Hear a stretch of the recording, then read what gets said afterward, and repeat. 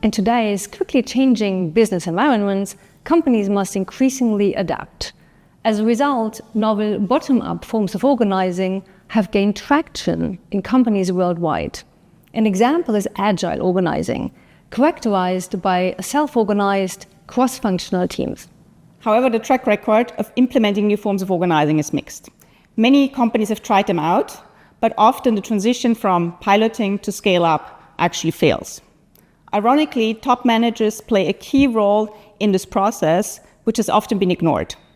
We are particularly interested in how companies really implement bottom-up organizing and the role the top management plays in helping to transition from piloting to scaling.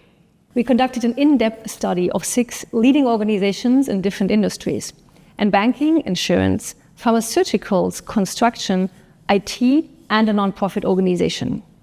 For these organizations, we studied different phases of the Agile implementation process. Our key findings were that there are critical tensions in organization structure, processes, and culture that top executives must navigate during each phase of the Agile implementation process to support bottom-up organizing.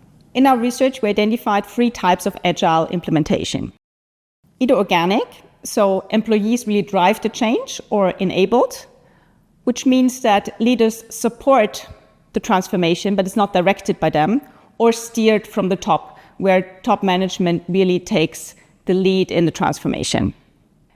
Across all cases, we discovered 3 major tensions in the piloting phase. The first one is whether we integrate Agile teams into the existing structure or we keep them separate.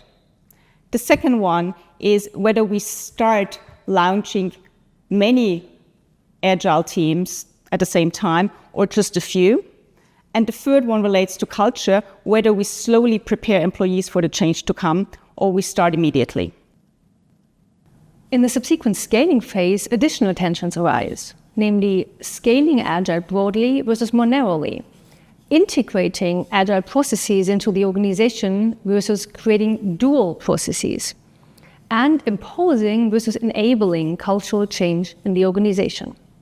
These tensions pose significant risks for successful Agile implementation, making it crucial for leaders to anticipate and navigate them in each phase of the implementation process. Our paper therefore lists several best practices of how companies we studied dealt with these tensions. Our research highlights the importance of top-level and bottom-up engagement when implementing new forms of organizing.